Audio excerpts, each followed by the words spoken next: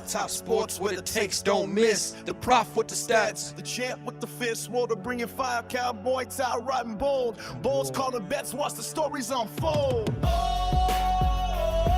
And it's truly eyebrows running the show.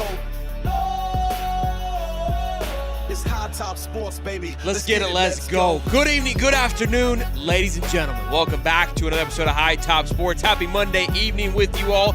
Today it's Champs Corner. Good to see you. Got a lot to go over. Multiple commits today from the transfer portal for the Florida Gators. We're going to talk about all of those. The crystal ball has come through for a said running back, which I'm excited about. We need to go in the running back. Regardless if the ball stays or goes, we knew that we had to attack the running back room, so we're going to go over that. And then we'll just talk about where other Gators are going. A few have found a home, one being Micah Brewer, so he is not returning. Another being Pup Howard, which we didn't anticipate a return for him. But at least we now have a home for him, so we'll discuss that. And then, of course, we'll just kind of talk about the portal in general and discuss where Florida's headed. Heard an awesome interview of Zach Alberverdi and Jeff Carduza, I believe is how it's pronounced, from WRUF. They got an argument with one of our favorites, Anthony here, just talking about where money is and where things are at. And Zach was very prominent and adamant of where Florida stands. So we'll get into all that. It's going to be a great show. Sit back, relax, grab yourself some juice, and let's get after it. But Stephen Harris, hey, that's a good-looking hoodie there, big champ. What's going on, big dog? Hey, man. Hey, Air Summerall, man. Hey, I like listen, I hear a lot of people like it, brother. Is that right? A lot of people like it. Is that right? When I say a lot of people, yeah, a lot of people. Don't be surprised. That's all I tell you. Okay. All right. Boy, it's cooking. Boy, it's a great hoodie. It's a great hoodie. I hear you can get them at hightopsport.com/shop. But yeah, it's a great hoodie, and you look fantastic in it. So I'm glad you were able to scoop one up. Thank you. Glad you were able to scoop one up. Yeah, I love it, man. Happy New Year to you, big boss. Nice. 2026. Let's kick it off to a big year. Yeah, man. Yeah, man. Happy New Year, man. It's beautiful, man. New year, new goals. New Steve. Chopping at the wood. Can't wait to see what these Gators do, man. Family's good. Everybody's in good health, good spirits. Can't complain. Oh, look at Daniel. I was wrong about my dogs. It's okay, Daniel. There's only one right team, man. We appreciate you coming in here, hanging out, and saying hey, though. As always. Well, let's just go ahead. I was gonna say I'm a little fuzzy on my end, but I probably look good. Oh, you look crispy, baby. You look good. Almost 700 people in here, though, guys. So be sure to smash it, like it. If you're watching me on the TV and you can't like it, that's fine too. So good to see you. Air Summerall, baby. We got a lot to go over, so we're gonna just jump right into the dang thing and get after. Can I just say one thing? I like the headset. Y'all can't see it. Wait, which way I go? You like that? Either way, it's a nice headset on them. Yeah, it's fantastic. It's the touch. I love it, brother. It's the touch, you know.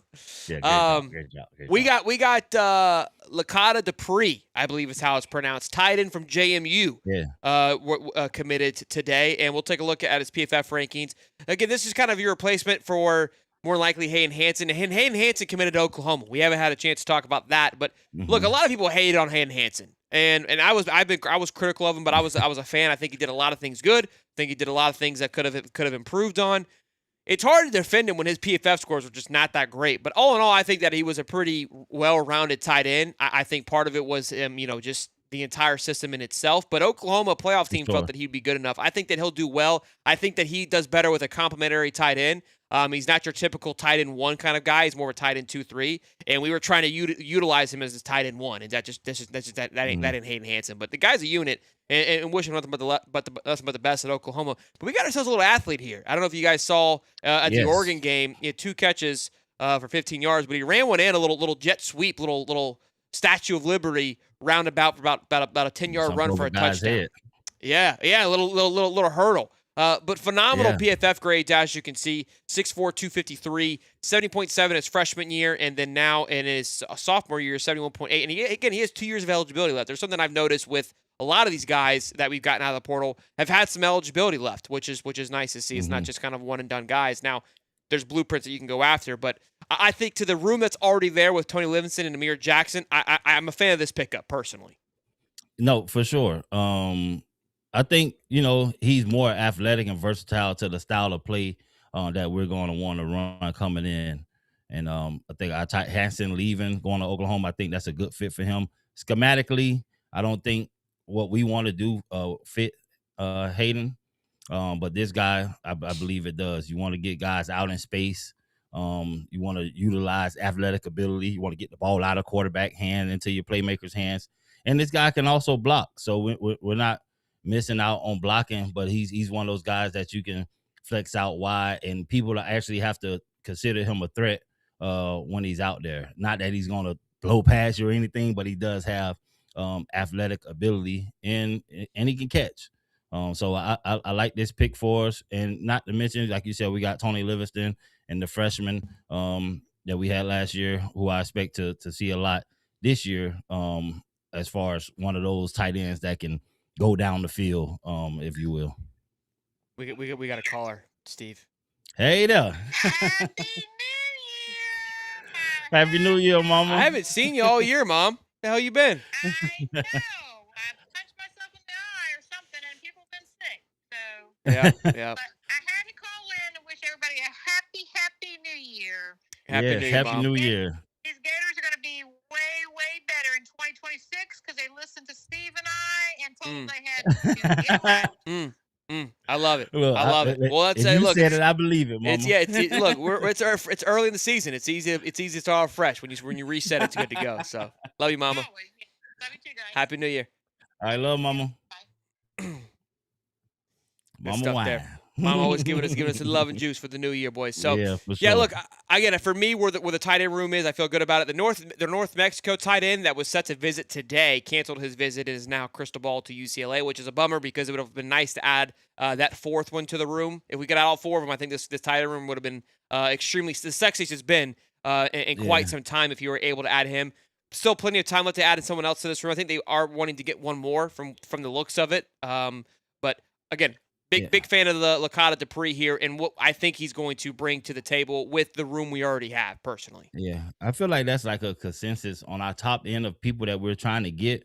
Once one of those guys commit, the other guy's like, hey, I got to go. So, it's like you got to take the bait while it's here. And I think you spoke about that earlier this week about closing the deal. We get you on campus. Can we close the deal?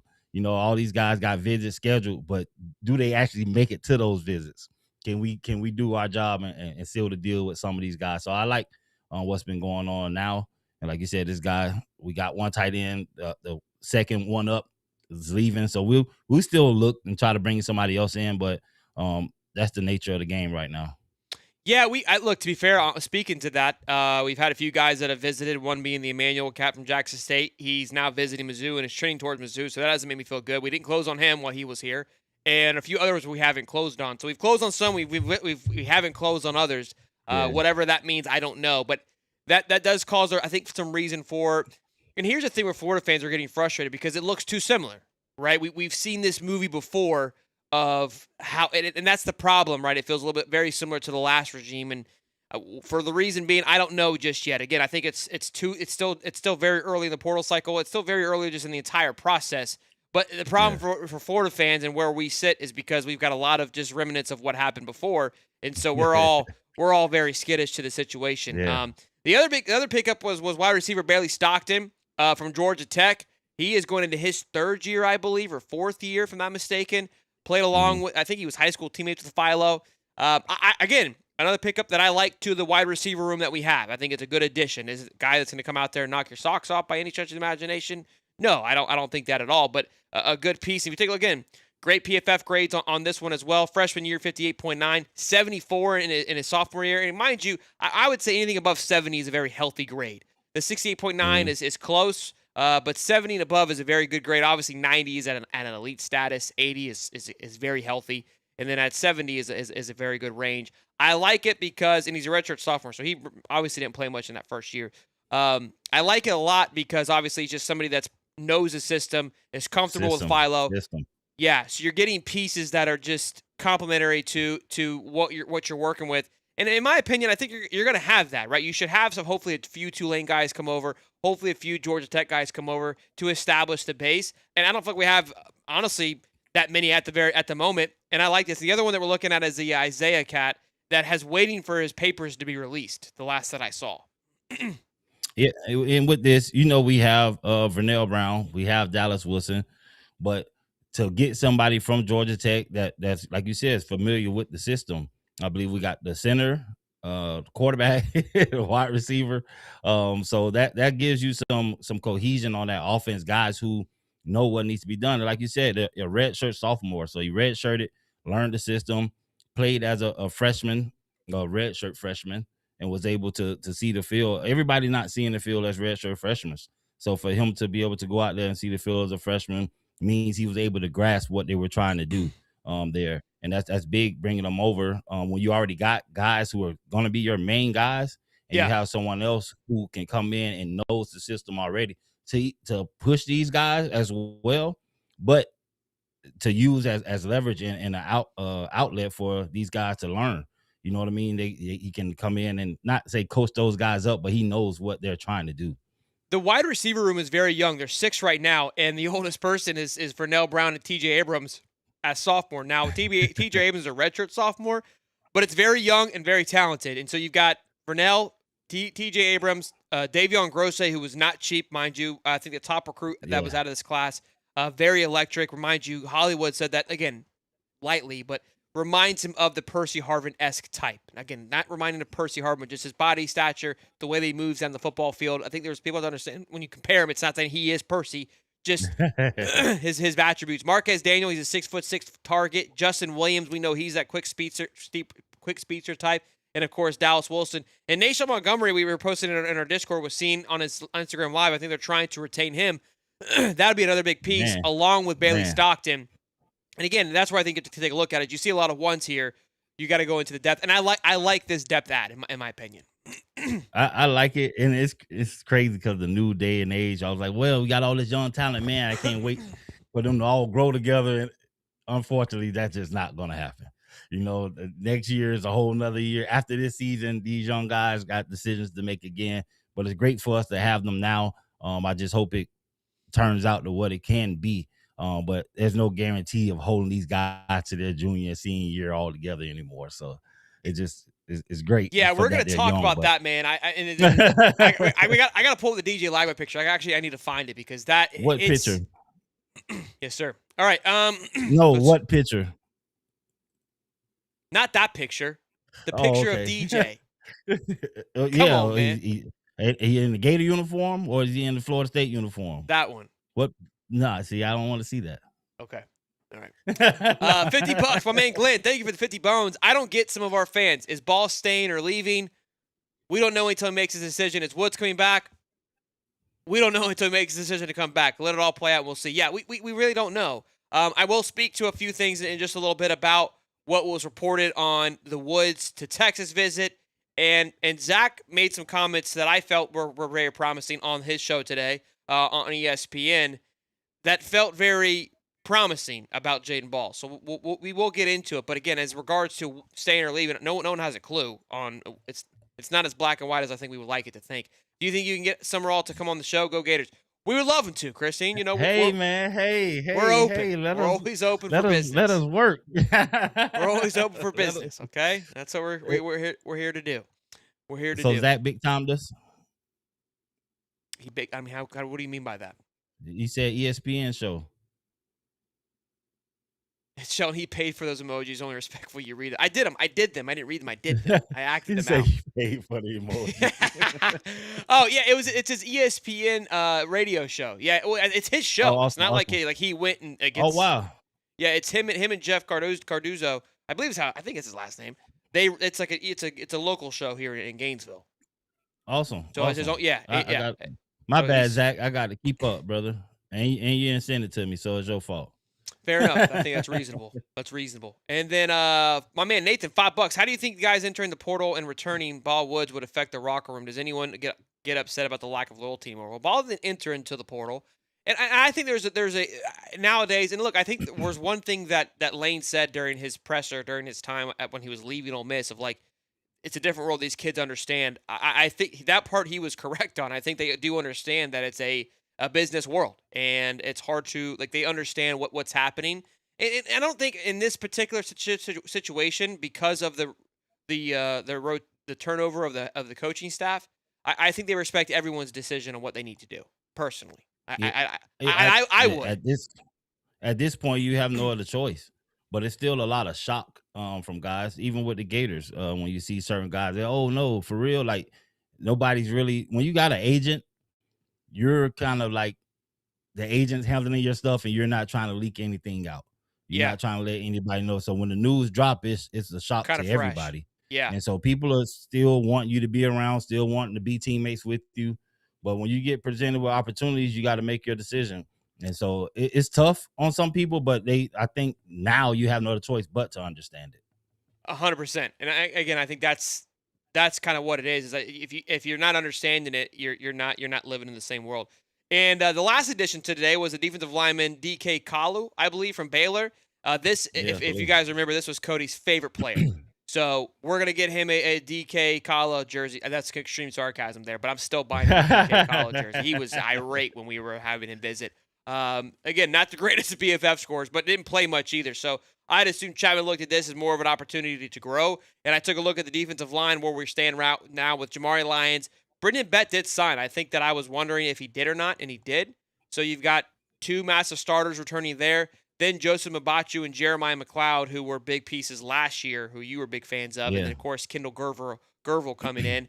So in my opinion, DK is kind of a 3-star that they've brought in from the recruiting aspect and to fill in a role.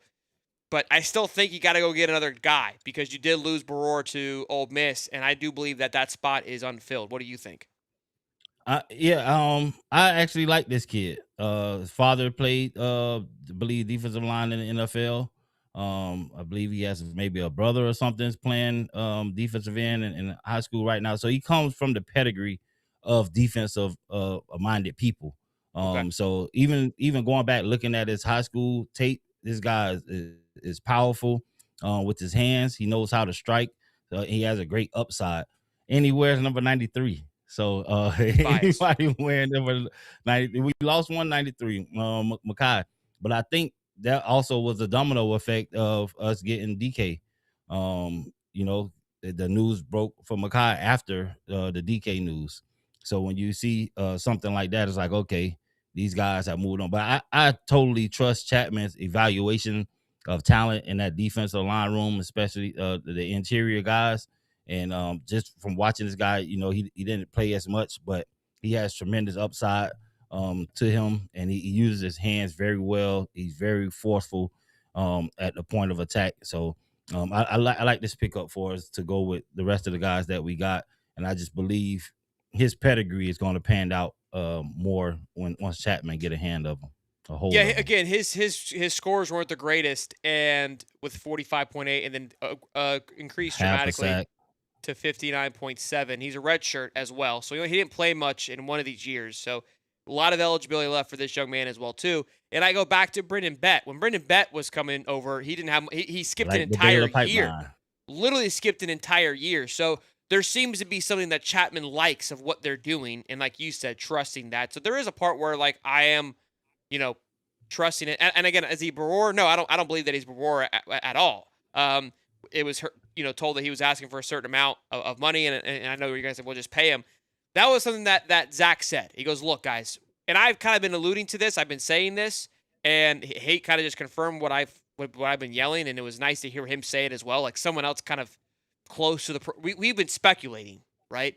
Him say, look, Florida has money. And I've heard from people close to the Florida Victorious, like, we have more money than ever to spend. We have it, which is good to hear. And they have spent it on a lot of these. I'm retaining a lot of the talent that we do have. Are we spending in the likes of Texas Tech, Texas, Ohio State? No, we've said that. Are they a top 10 to top 15 spending school? Yes. And I believe that we were, and he goes that he can confirm that we are. And I believe that you can be competitive and do what you need to do if you're spending in the top 15 to top 10. Some of you may disagree, and some of you may get all upset and say, well, we're Florida, blah, blah, blah. Listen, I told y'all like 8 months ago that we ain't got Texas money, and everybody thought that I was crazy when I said it. I was like, listen, that is a different type of money. I don't like they literally one of the guys, I can't think of his name right now. He played at Texas Tech. He is their big booster. He's a billionaire with a B.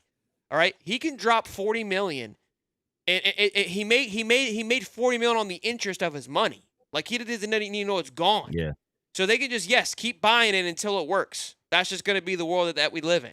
I'm sorry. I don't know what to tell you, but that's where it's at. With that comes some people lack evaluation, though. Sometimes when you have that much money, it's like you're just looking for the shiny thing and not necessarily looking under the hood.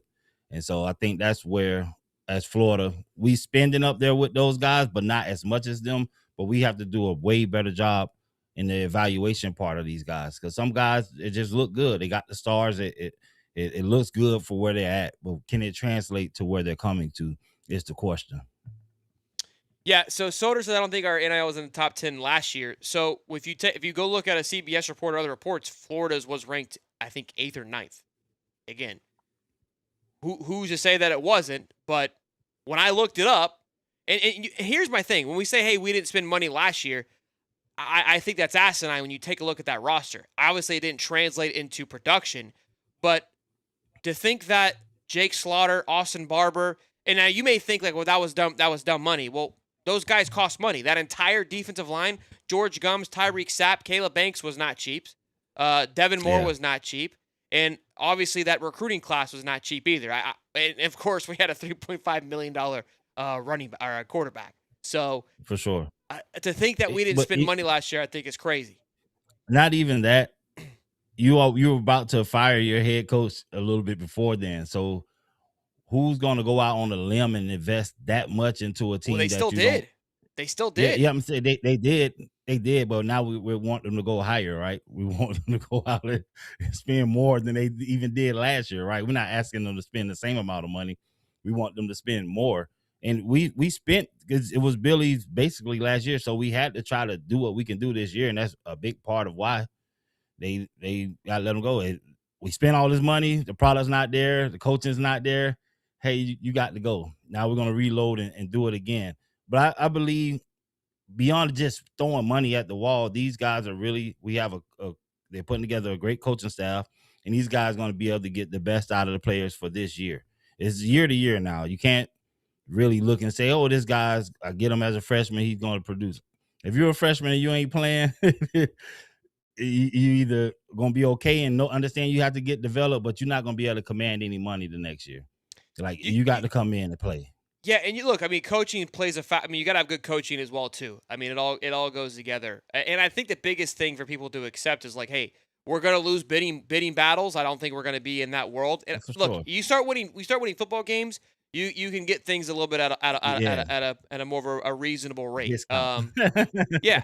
And again, I think spending money is a avenue, it is a way to go. It isn't the sure all be all way to go. And we can't even exist in that world, so it doesn't really matter.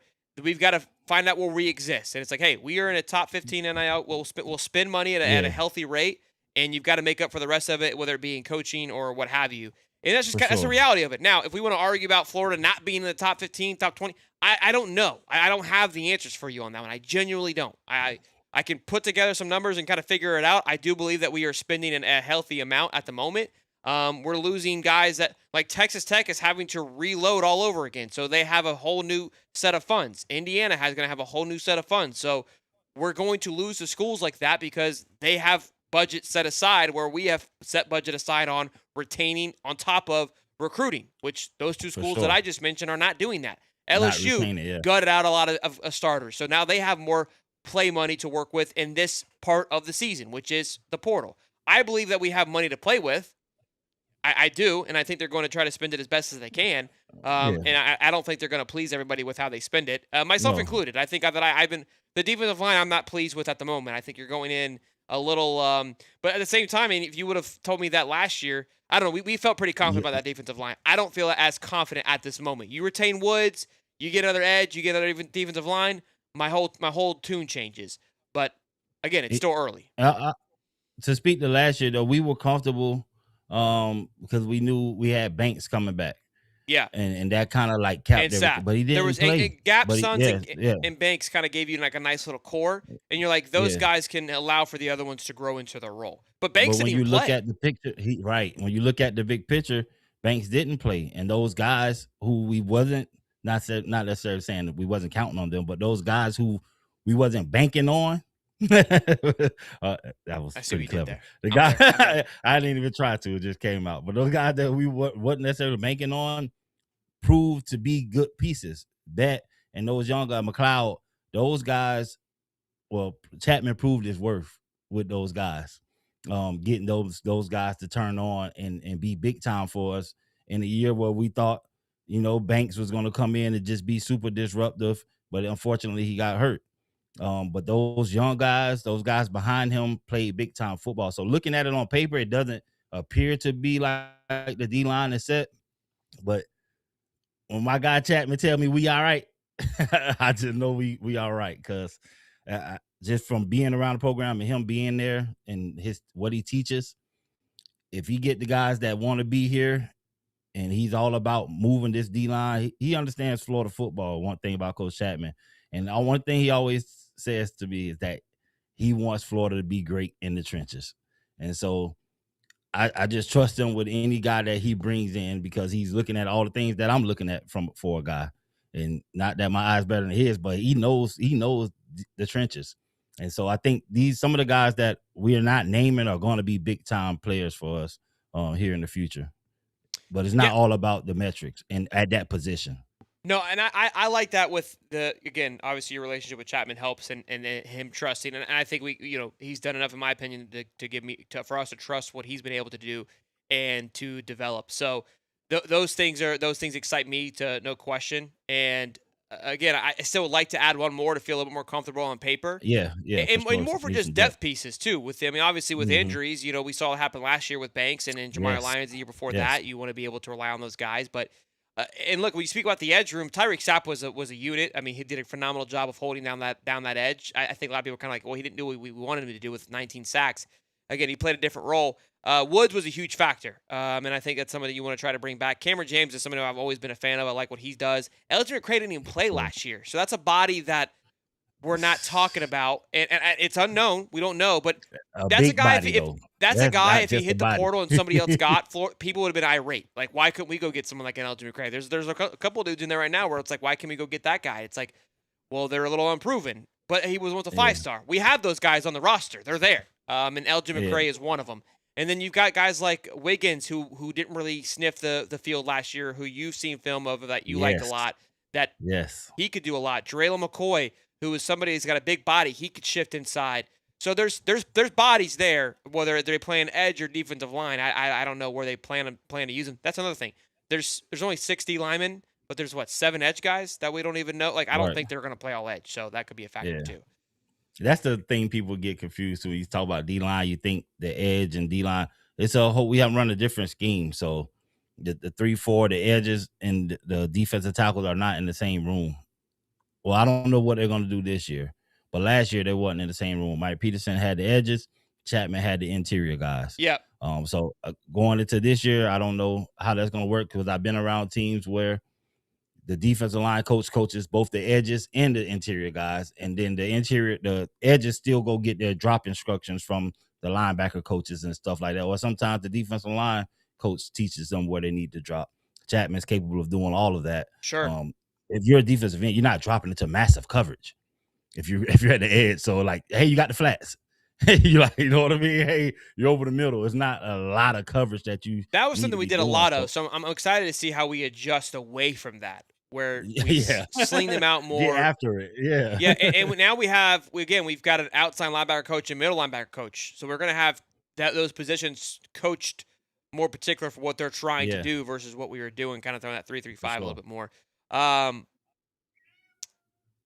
Let's see here. A couple super chats that I missed. $5. I think I missed that one. Hold on. $5. How do you guys think entering the portal? Oh, we already read that one. Okay. $5. Nayshawn Montgomery was on TikTok live Sunday with Gator gear. Don't know if it's a troll, but he kept repeating he's a Gator when everyone kept asking. Well, right now he is a Gator. I mean, I respect his thing. Yeah. Again, I think, like you said, their agents are kind of doing the work, and they're kind of waiting to see and trying. I think he wants to be a Gator from the feel of it, and they're probably just trying to figure it out. And again, these guys get a ton of Gator gear, so they're just probably rocking the clothes. Why go buy clothes when you get a bunch of it? No, right? You got nobody else team gear to wear. You got there with Rydell or just some random stuff. Yeah, On Armour. Yeah. You still want to rep something. Call Florida Victorious and tell him to bring in Andrew Body, quarterback Andrew Body, #thank me later.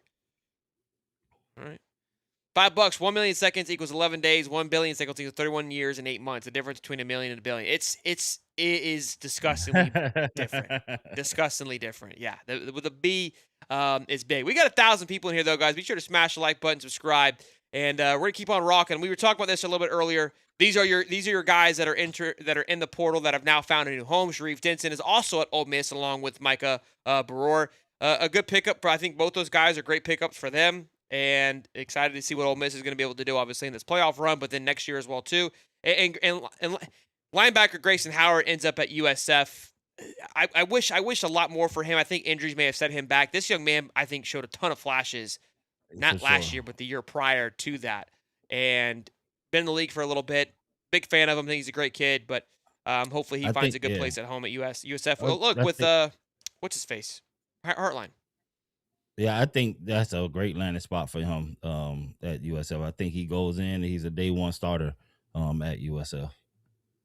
No question. I think he'll be a guy and the guy there and be able to have some success and get back on his feet. And look, and this is the thing about the portal. This is the cool part, right? Hey, kind of take a step back, reset, and then for his senior year, maybe go elsewhere and find something else. There is I'm going to call it the nomad in college football is going to become a thing. It's already a thing, but some people kind of mock it. But it's working for a lot of people where they either get picked up by a big school, doesn't work out. Let's reset. Let's go back here. We're seeing it now with the defensive lineman he went from Colorado, Jaheim Otis. Was Alabama, kind of didn't really work out there. Goes to Colorado, gets a lot of focus. He gets starter 1 reps. He knows he's talented enough, but couldn't really crack the surface at Alabama. Gets great training from Warren Sapp at Colorado. Bumps up his stock tremendously, and now he's going over to Ole Miss. Ole Miss is beefing up their alliance quickly with additions of Micah Baror and, of course, Jaheim Otis. So, again, great work there on what they've been able to do. And, again, Florida, if you look at that, you're like, well, they got Jaheim Otis and now Micah Baror. Well, again, those are different tactics. That's what Florida has in their own Micah Baror and Jaheim Otis and what they've been developing and growing. Like, that's the difference, right? There's 2 ways of going about it. I don't know what the right or wrong way is. I think it's whatever works best for you and what you can capitalize on. But it's no different. All Ole Miss did was have somebody else develop the talent, and then they just went and bought it after it was created.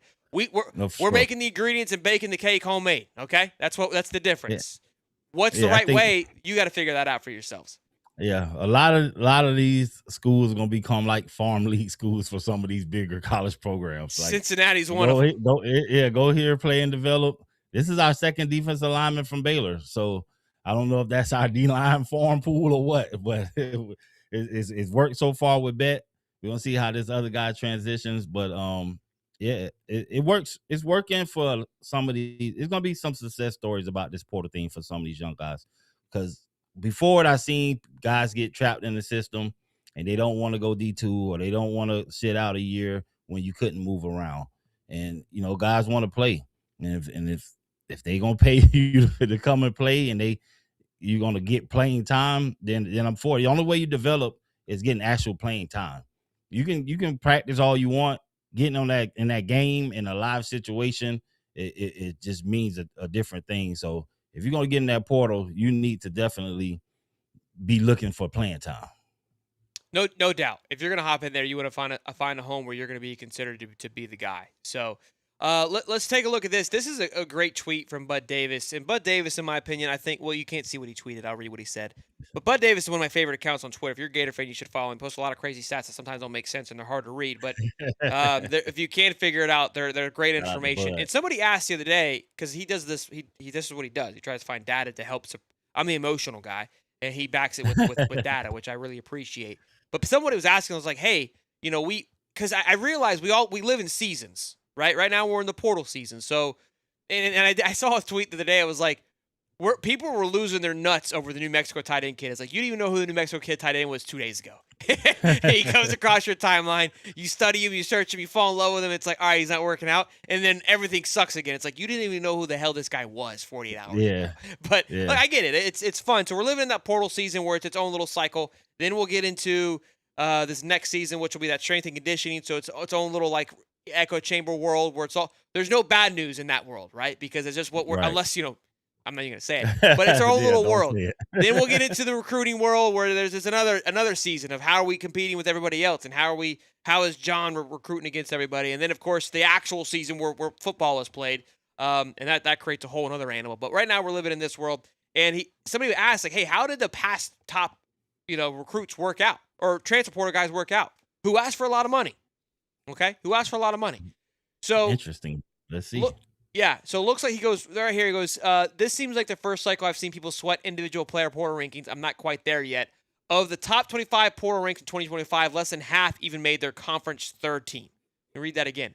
Of the top 25 ranked portal players in 2025, less than half made their conference third team. Not second, not first, third. Only 2 turned into All-Americans, Mendoza and Bailey. Now, LSU, if you look at this, you're like, wow, that's a great haul. That was the 15th ranked guy, the 17th ranked guy, and the 18th ranked guy. And I remember Florida was like, damn, they got Byron Brown from Kentucky because Florida was looking at him. Nick Anderson, I can't remember if Florida sniffed him or not. Patrick Payton, we weren't looking at him for edge because we were set there. But I remember when he left FSU, which, mind you, he came from a 2-10 FSU team, didn't do much there, but was still highly touted coming out of FSU. Anderson had 12 receptions for 106 yards. Brown had a 2-yard rate, 10% drop rate, and 1 touchdown. Byron Brown. And Peyton had a single sack, career low. Jeez, that first one sounded like a one game for somebody. Yeah, that's that. I think that was Dallas Wilson's one game, wasn't it?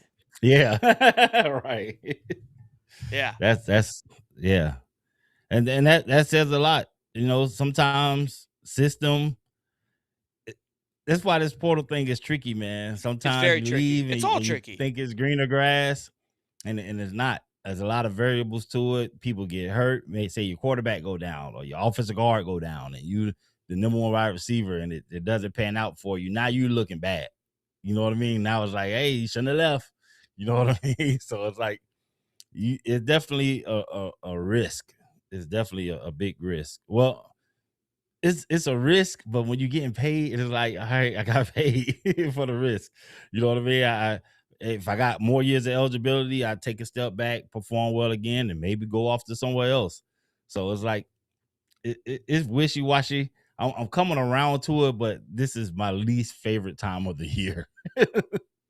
Yeah, again, because it's just a lot of talking, which is fun at times too. But again, it's a small sample, right? You can always, I think the bigger number for me was like of the top 25 portal ranked players, less than half made their third conference team. And mind you, those top 25 guys, let's just read the names really quick. I can assure you, we're asking for money. There's no way around it. So Dylan Thiemann from Oregon, who I think has been great. AJ Halsey, the safety from Houston, he went to LSU. You've got Zachariah Poyser from Jacksonville State to Miami. Kendall Daniels from Oklahoma State to Oklahoma. TaMarcus Cooley, a safety to LSU. Now that defense is pretty good. Jerron Manning, safety from ODU from Mississippi State. Cole Winsicki from North Dakota to Texas Tech. Gregory Smith. Yeah. Hold on, I'm just in the safeties. I was like, wait a minute. Wait, but that was 2 safeties to LSU, and they just brought in another safety in the portal this year. Yeah. So we got Carson Beck, who's obviously, has he been fantastic? No, but he's been exactly what Miami has needed. So you could take that as a W for them. Nico Amalif from Tennessee to UCLA. Didn't really do much there. John Mateer for Washington, Oklahoma. I think he did great. Oklahoma fans are kind of 50-50 on him. Eric Singleton from Georgia Tech to Auburn was not as productive. Isaiah World from Nevada. You had Damian Wilson from Georgia to Mizzou. Again, Mizzou didn't have that great of a year. Zachariah Branch was a great pickup for Georgia. KC was a great pickup from A&M. Deuce Robinson was a great pickup for FSU. Fernando was a great pickup. Mekhi Hughes from Tulane, Oregon. Sat the bench the whole time. Xavier Chaplin from Virginia Tech to Auburn. He's back in the transfer portal. Nick Anderson, we just talked about him. Baron Brown, we just talked about him. So, again, there's plenty. Yeah. I wonder what that feels like. There's good ones too. Don't get it twisted. 1 year. We went over a bunch of good ones as well too. Like, let's not get crazy with it. But. No, yeah, it's gonna be some good ones, but just for I don't know what that would feel like to transfer 1 year to another school and don't pan out, and now you're transferring to another school or trying to transfer to another school. Yeah. No, it's a new age, man, and I think that's part of it too, where a lot of people have a hard time. But we got 1,100 people and not even 500 likes. That's crazy, Steve. Hey, what are we doing, guys? Smash the like button, subscribe, tell a friend, tell your mama, tell your daddy. Y'all hit that like button. We had what's his name? Crystal Ball came through from Pete Nakos. I think Evan Pryor was his name. I know it's Pryor, but I'm pretty sure it's Evan Pryor. Running back from Cincy. His PFF grades, took a look at them. They were healthy around the 69 area. He is being Crystal Ball to land at Florida. I think this is a great pickup for the room. Again, this can't be the end all be all, but in my opinion, you land him and you keep Jacoby's gone. Yeah, that's what I'm saying. He's gone, so that's room. Yeah, we got 2 guys right now, so you've got to get probably 4 to 5, right? If we're being honest, this is a very healthy pickup in my opinion. On top of the 2 young guys that are already there. Speaking of Katie Daniels, he's going to Wake Forest. He decommitted a few days ago, if you don't remember, from Florida. And so now we've got Pryor coming in, or looks like he'll be joining the staff, which I like. Still nothing on Adam Mohammed from Washington, who I'm a huge fan of. I think if you add him and you keep Ball, that room is stacked all of a sudden. I don't think you get all 3 of them. So I think the Mohammed situation is waiting on the Ball situation. If I had to guess, because I think if I'm Mohammed, I'm coming to start. Now, if you could do Mohammed and Ball 1-2, son, I'm talking. Son. I think I believe we have to nail this hammer with Baugh. You get the Jacoby's gone, Webb's gone, KD's gone. Brutal. It's like we got to keep one of these guys. I think Baugh is the guy for us to nail down, man. I agree, and we'll kind of dive into that here, and then we'll get into the Florida stuff. So Woods and Ball are obviously the 2 big fish that Florida are trying to finish up here. And Woods, this was coming from a Texas insider. He visited Texas, him being Woods, and I thought when that visit went down and it was done, it was probably going to be done. But he's still set to visit with Coach. I think either later this week or sometime. So that meeting's still happening. I think maybe some optimism feels like it's back in our court here because I think that was the biggest threat personally. I know other schools were mentioned in his hunt, and I don't think it's far from over personally in the Woods saga. But I do think that was a good positive omen that he goes and visits a top school that was after him and doesn't sign right away, which we've seen that, hey, like if you want somebody, you got to lock it in. And then Baugh, Texas, I was taking a look at their stuff. They're seeming to be hosting some other running backs as well. And this is what Zach said on the show. He goes, we don't know, but there's extreme optimism still coming from the Florida side on the Jane Ball situation, which is great in theory.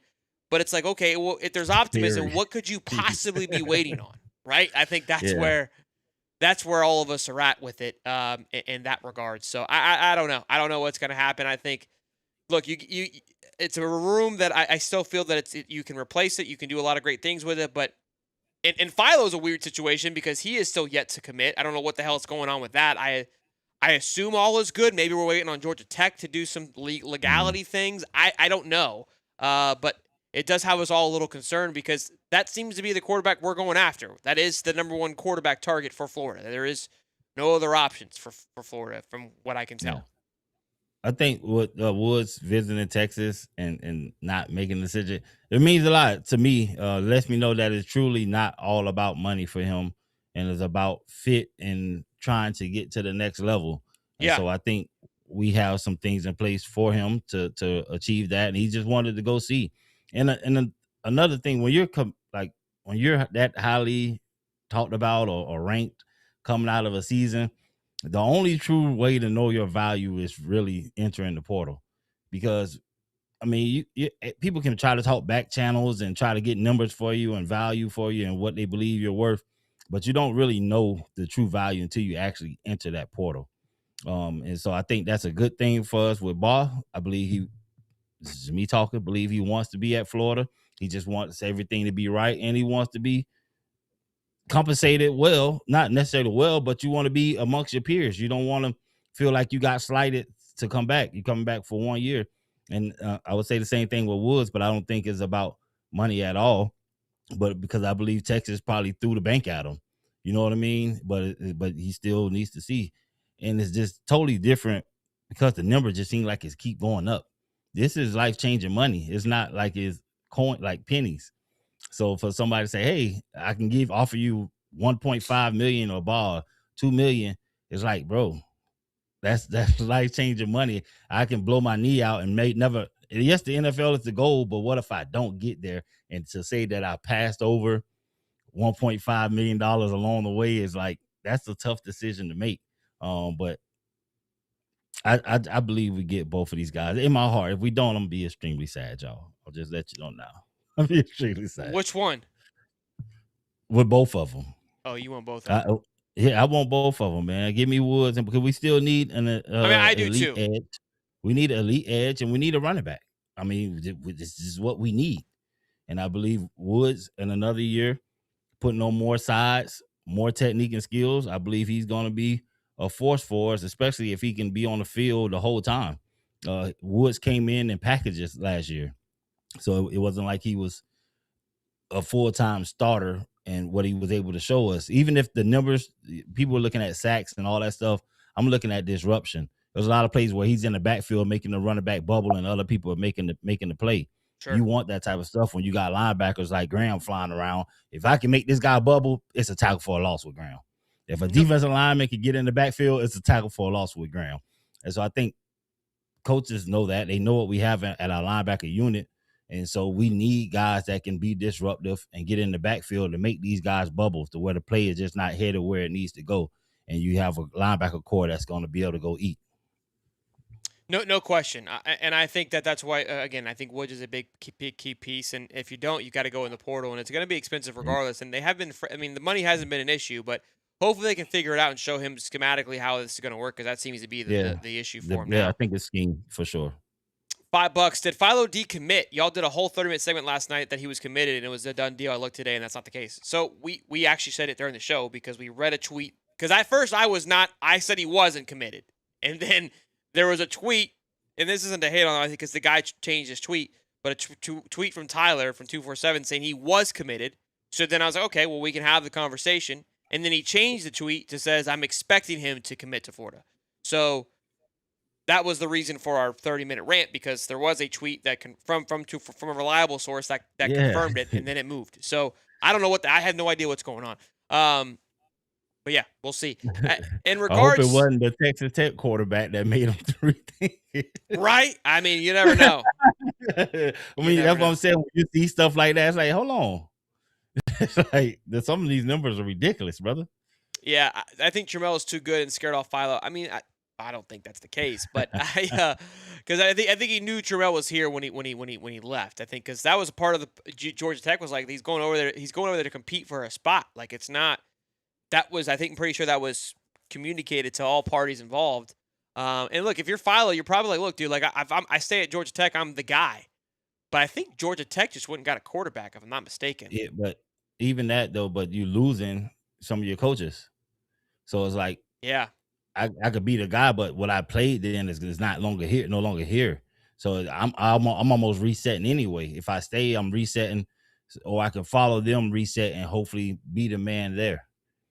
And that's a big decision, because you're gonna have to compete. I believe Tramel was told, "Hey, you're gonna be able to compete," and so Philo is gonna have to compete. And I think that's what Summerall is asking out of all of his guys to compete everywhere. So hopefully they iron it out, because I saw that tweet too, and I was like, okay, we got him. And, our quarterback room is getting more stable, and these guys are gonna go to work. And now we don't know. So I believe he still comes. They just got to iron out whatever wrinkles. I don't even know if there was any wrinkles. He just hadn't made that decision. It probably was real close, and the news got out there a little faster than it should have. Hey, I don't. It does seem a little bit strange. Why can't we just button on the hatches and get it figured out? I hear you. I'm on that one too. Somebody said Keon Keeley. Q Russo's in the portal. I love that kid coming out of high school. I was a big fan. He was top. That's crazy if he's in the portal. Is that for real? And also, you guys saying Keon Keeley. Again, these were people get kind of caught up with the names. I mean, he barely played at Alabama going into his second year. I mean, he was well down the list, only had 167 snaps. And he had a 64.1 PFF grade. But it's just one of those things where it's like we hear Keon Keeley because that guy was, I think, like, a top 10 recruit coming out of high school. Like, I get it. But not, and that's the thing, we kind of get caught up. Like, for DJ being ranked as high as he is crazy. Oh, wow. Holy shit. It looks like LSU got their quarterback. This is huge. This just broke 10 minutes ago. Kenny Minchey, who was the Notre Dame quarterback, committed to Nebraska, has now flipped his commitment to Kentucky. which leads me to Whoa. believe that Sam Levitt has moved on probably, and Sam Levitt will be your next quarterback at LSU. That's probably that's happening there. So wait for Wow. that one to happen next. Wow. Yeah, Will Stein and the boys are not playing games. And Nebraska's sitting there holding the bag. My man double flipped them. Crazy time. Double flipped them. Crazy time. That right there that says money to me. Wow. That right there says money to me, man. Somebody came with a better offer. Oh, for sure. Well, if Kentucky was hosting Sam Levitt, who was asking for like $3 to $4 million. Kenny's not getting that much. So if they were willing to give Sam that, I assume that they probably went to LSU, and LSU probably bumped it to 4.5 because they were just in a bidding war with Sorsby. Yeah. And so they're like, well, we were just going to give him that. We'll give you this. And if honestly, Sam was like, if that cat got 5, he's rated higher than him in the portal. He's probably like, I'm worth 5.2, brother. I know, man. And now he knows because LSU's like, well, LSU's got to get one of the two. Because this is what I tell you. If you go look at starting quarterbacks, shit drops off quick. Drops off quick if you're going to start asking for money. Yeah. Yeah. So that's wild. Let's take a look at this picture, Steve. I want to get your thoughts on this. It's not AI either. Isn't that wild, bro? Blow it back up. DJ. He don't believe it. He ain't going there. He don't believe it. I can see it in his eyes. He don't believe it. He just there for the fun. Doesn't he have a quote saying, "I hate them with every bone in my body"? Yes, he did. Yeah. He even said it after the game. He's like, we hate those guys. I just there's 132 schools to go to. Like there's two you can't go to. Use the word hate, you got to really mean it. Hate is really, you can't say I hate them. You should have just said, yeah, we dislike them. If that was the case. But that's why I can see that look in his eyes. He's like, dang, this is the coach I don't even like. It's crazy to think about how we felt about DJ Lagway August 31st. And within 5 months, it's like, yeah, you're dead. DJ. You're dead to us. Don't do it, DJ. Like DJ, there's years of history that we on this channel have with this cat. Like, and look, it just don't do it, DJ. Don't do it, man. I just hate the fact that how can you walk in and high five that goober? How do you if I'm DJ Lagway and I've watched what this man and Mike Norvell has done to quarterbacks over the last 2 to 3 years, you're like, yeah, I want to go there. You're like, oh, well, Gus Malzone. Okay, KJ Jefferson and Thomas Castellano. He had one guy, Cam Newton. It was Cam Newton, not Gus. Let's not get it twisted, okay? Let's not get it twisted. But I don't see it. I don't see it. I'm in awe. This is the only thing Anthony will write about in about a week. This seems like it's a money play more than anything else, which makes me wonder. Is like maybe it was more about money than anything. But listen, at this point, the school you went to that you were saying that you wanted to help us get back to where we at, it didn't work out. So now it's like I don't even know how long my career is going to be as a quarterback. The NFL, it doesn't seem as close as it once did. Sure. I need to collect all the money I can before this thing is done. This is a I hear what you're saying. I'm telling you, because this coach is already out the door. So with your years of eligibility left, you don't even know who your coach is going to be after next season if you go to Florida State. Seriously. I know. I understand what you're saying. It's like, hey, go get another $3 million and then we'll go somewhere else next year. If I was... If I was DJ at this point, yes, 3 million is my number. Okay, maybe 2.5, but I am getting that next year and the year after that, hopefully. And if I get it next year and I don't perform well, then I'll take 1. But before I'm done with this whole college thing, I would have made $7 million. I never had to play a down of football ever again in my life. I ain't make that in the NFL, brother. Yeah, some aren't. You know what I've learned from this today? No, I didn't make that at all. No, I know. I'm saying others haven't either. People are not. League minimum was 385. I don't think Quinn Ewers is making that right now. I don't think Shador Sanders is making that. Every freshman made 385. I mean, every rookie made 385 when I entered the league. Ugh. That's nothing now, even for high school. I mean, for college. That's cheap. Yeah, you're a bottom feeder if you're making that. It makes me realize we can't I can't imagine all the FSU fans the nasty things they said about DJ Lagway, and now they got to swing back around. They got a 180 the hell out of that thing. He on campus walking through and they DJs here, DJs there. You guys are fake. Yeah, it's like how do you even? You can't. You just got to be careful on who you hate because they could be your guy next year. Okay, that's what that tells me. One thing I will say, look, I mean, we can hate on the regime. Florida State. All regime, doesn't matter who's here. We like the bargain shop, but there's one thing that Florida has not done yet. Cross my fingers, hope to die. We ain't hosted any FSU players. We haven't taken the FSU player, right? We haven't taken the FSU. We took them recruiting. 2 of the top 5. Yeah, that doesn't count. That doesn't count. Yeah. Once you've been stained by them, they're 2 of the top safeties from FSU, and I'm looking at it, I go, damn. Sorry about it. I don't. But Florida State has already tried to get our second. So before already, they took one of our Richie Leonard.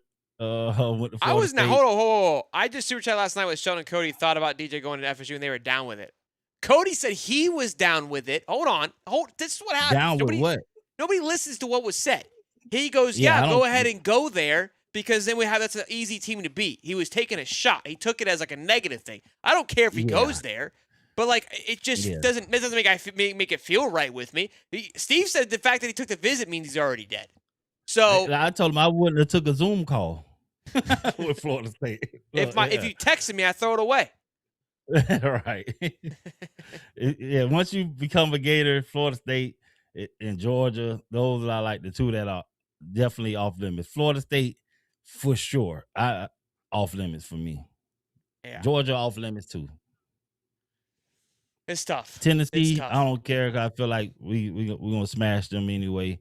Florida State, we're going to beat the hell out of them. Georgia, I dislike their rival. But Florida State, I absolutely... The rival... Bro, you don't watch the game. They show all the fights we had before Florida State games. The transfer... No. We can't make this Peace Street, kid. Not with Florida State. I'm sorry. No. There's got to be some. We haven't taken. We've taken players from Georgia. Jalen Kimber was from Georgia, and so was Britton It's like Cox. a Michigan going to Ohio, or Ohio player going to Michigan. Just weird, man. Just weird. Yeah. Just weird. It looks weird. It looked weird. It definitely looks weird. It definitely looks weird. It's like your ex leaving and go. I was trying to think of what it is. It's like going with the person that you both mutually agreed on.